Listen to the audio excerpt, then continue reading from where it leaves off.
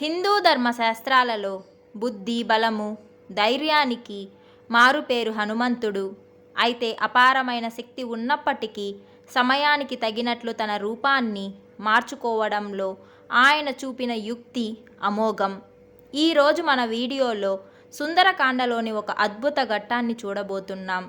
సముద్రాన్ని లంఘించి లంకకు చేరుకున్నాక హనుమంతుడు తన పర్వత సమానమైన శరీరాన్ని ఎందుకు చిన్నదిగా చేసుకున్నాడు, అక్కడ ఆయన చేసిన ఆలోచన ఏమిటి అనే విషయాలను ఈరోజు క్లుప్తంగా తెలుసుకుందాం.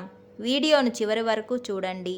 మీరింకా నా ఛానల్ని సబ్స్క్రైబ్ చేసుకోకపోతే వెంటనే సబ్స్క్రైబ్ చేసుకోండి. హనుమంతుడట్లు 100 యోజనములు గడచి ఇంచుమించుగా సముద్రపు ఆవలి తీరమును చేరి అన్ని దిక్కులు పరికించి తీరమందు అడవుల వరసను చూచెను. అతుడట్ల ఆకాశమున పోవుచునే పలు విధాలగు చెట్లతో కూడిన ద్వీపమును, మలయ పర్వతంపై తోటలను, సముద్రమును, దాని తీరమందలి నీటి మడుగులను, వాని పక్క మొలచిన చెట్లను, నదీ ముఖములను చూచుచూపోయెను. పిమ్మట మహామేఘ సదృశ్యమై ఆకాశము నడ్డగించునట్లున్న తన పెద్ద దేహమును చూచుకొని బుద్ధిశాలి కావున హనుమ ఇట్ల తలంచెను. పెరిగిన నా ఈ శరీరమును, వేగమును చూడగనే రాక్షసులకు నేనెవ్వరో తెలుసుకొనవలెనని, నన్ను పట్టుకొనవలెనని కుతూహలము కలుగక మానదు. అట్లు తలంచి పర్వతాకారమగు తన శరీరమును చిన్నదిగా చేసుకొని హనుమంతుడు అజ్ఞానం తొలగిన జీవుని వలె తన సహజ రూపమును పొందెను. హనుమంతుడు 3 అడుగులు వైచినంత మాత్రముననే బలిచక్రవర్తి పరాక్రమ గర్వముననచి వామనుడు తన పూర్వరూపము దాల్చినట్లు తన రూపమును మిక్కిలి తగ్గించుకొని సహజ రూపం దాల్చెను. సుందరములగు వివిధ రూపములు దాల్చగల హనుమంతుడట్లు అన్యుల కలవి కాని వాడై సముద్రపు టవ్వలి యొడ్డున కేగి తన పెను శరీరమును చూచుకొని తాను చేయవలసిన పని నూహించి తన సహజ రూపం దాల్చెను. అంతట గొప్ప కొండ శిఖరము వలెనున్న మహాత్ముడగు ఆ హనుమంతుడు వివిధ శిఖరములతో ఒప్పుచు మొగలి పొదలు, విరిగి చెట్లు, కొబ్బరి చెట్లతో సుసంపన్నమై ఆకాశం నుండి వేలాడుచున్నదో అన్నట్లు కొనలు తెలియకు రాకున్నదే వివిధ ఆశ్చర్యములకు ఆలవాలైన పర్వత శ్రేణికి చెందిన ఒక శిఖరంపై దిగెను.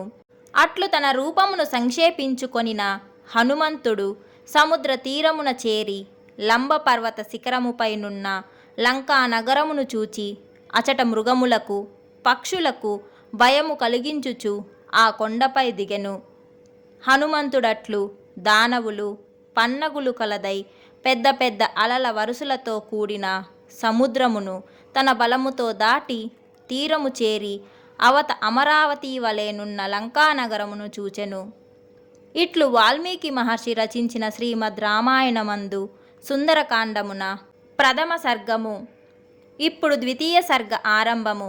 హనుమంతుడు సముద్రం దాటి లంకను చూచుట. మహాబలుడగు హనుమంతుడట్లు దాటరాని సముద్రమును దాటి సేద తీరి త్రికూట పర్వత శిఖరముపైనున్న లంకానగరమును చూచెను. అప్పుడు ఆ పర్వతమందలి చెట్లు పూలవాన కురిపెంచెను. పరాక్రమశాలియగు హనుమంతుడు పూలతో నిండి పూలతో చేయబడిన కోతివలే నుండెను. శ్రీమంతుడు శ్రేష్టమైన వేగము కలవాడగు హనుమంతుడట్లు 100 యోజనముల వెడల్పు కల సముద్రము దాటియు కొంచెమైనను నిట్టూర్చలేదు, ఆయాస పడలేదు. వందలాది యోజనములు కూడా దాటగల నాకు 100 యోజనముల దూరమేనున్న ఈ సాగరం దాటుటెంత అని హనుమ తలంచెను. పరాక్రమశాలులు ఎగురుటలో సమర్థులగు వానరులలో మేటియగు హనుమంతుడట్లు గొప్ప వేగముతో మహాసముద్రమును దాటి లంకను చేరెను.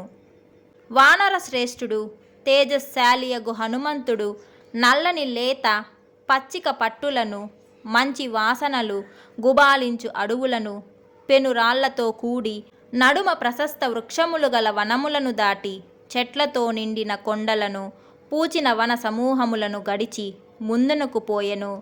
ఆ వాయుపుత్రుడు లంబగిరిపై నిలిచి అడవులను, పూదోటలను చూచుచు త్రికూటచల శిఖరమున లంకా నగరమును తిలకించెను.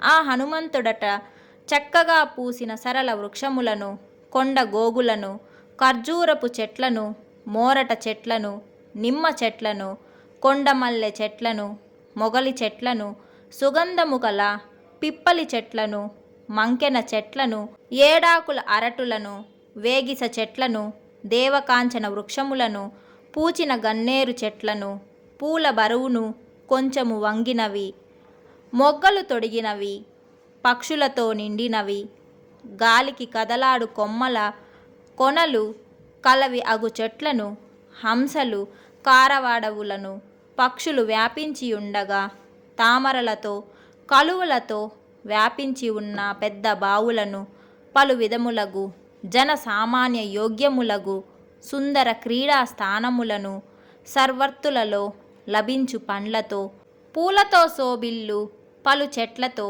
వ్యాప్తమైన రాజవిహార యోగ్య సుందరోద్యానములను, వివిధ సరోవరములను చూచెను.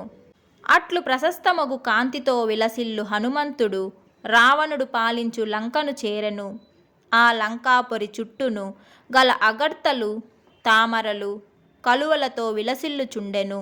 సీతను అపహరించుకొని వచ్చిన రావణుడు పెద్ద పెద్ద విండ్లు ధరించి నలుదిక్కులందు తిరుగాడు రాక్షసులను లంకకు కావలి ఉంచెను. ఆ మహానగరము బంగారు పూతతో కూడిన ప్రాకారములతో సుందరముగా నుండెను.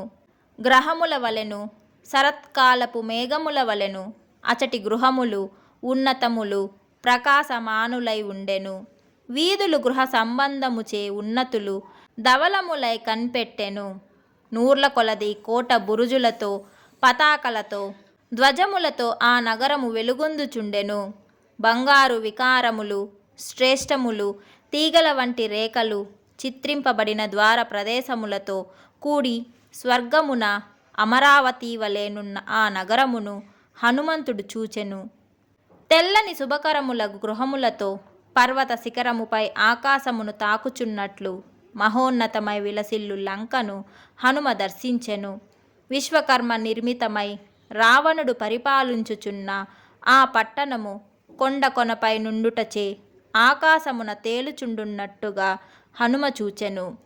కోట గోడల కాధారమగు నిర్మించిన తిన్నెలు కటి ప్రదేశముగా గలది. అగర్త జలములే నూతన వస్త్రములుగా గలది. శతఘ్నులు అంటే ఇనుపముండ్లు గల ఆయుధములు, శూలములు వెండ్రుకల మొనలుగా గలది. కోట బురుజులే కర్ణాభరణములుగా గలది అయి విశ్వకర్మయే నిర్మించునను వైభవమును బట్టి ఎవ్వడో మహానుభావుడు సంకల్ప మాత్రముననే సృజించినట్టిది వలె నున్న లంకానగరపు ఉత్తర ద్వారమునకు చేరిన హనుమ సీతనెట్లు వెతుకుటాయని ఆలోచింపసాగెను. కైలాస పర్వత శిఖరము వలె మహోన్నతమై ఆకాశము నొరయుచున్నది వలె నొప్పుచు ఉన్నతములైన మహాభవనములచే ఆకాశమునకెగురుచున్నట్లు కనిపించుచు సర్పములతే పాతాళము వలె భీకరులైన రాక్షసులతో కూడి ఊహింపరానిదై చక్కని నిర్మాణము కలిగి చూడ చక్కనైన పూర్వము కుబేరుని నివాసమై సర్పములచే కాపాడబడు గుహవలే కోరలు గలిగి శూలములు అడ్డ కత్తుల చేత ధరించిన శూరులు భయంకరులగు రాక్షసులనేకులు కాపాడుచున్న లంకను చూచి దానిని రాక్షసులు కట్టుదిట్టముగా రక్షించుచుండటను గమనించి దాని చుట్టూను దాటరాని సముద్రమును పరికించి రావణుడు భీకర శత్రువగుటను ఊహించి హనుమంతుడిట్లు తలపోసెను. వానరులిచటకు వచ్చినను వారి రాక నిష్ఫలమే అగును. ఈ లంక దేవతలకైనను యుద్ధమును జయింపరానిది. మిక్కిలి మహోన్నతమై అన్యులకు చొరరాని రావణ పాలితమగు ఈ లంకను చేరి మహాభుజుడగు రాముడు ఒకే బాణముతో సాలములను గిరిని పాతాళమును కొట్టిన వాడి అయినను మాత్రమేమి చేయగలడు. రాక్షసులు అసుర స్వభావులు. వారికడ సాంత్వము అంటే బుజ్జగించు మాట చెల్లదు. పోనీ దానమిత్తుమా అన్నను వారు మిగులు సంపన్నులుగాన ధనమునకు వశపడరు. బలదర్పితులుగాన భేదమునకు అవకాశము లేదు. బుద్ధి పరాక్రమము కలవారు అయిన యుద్ధము చేతను నిగ్రహింపరాని వారు. జై శ్రీరామ్.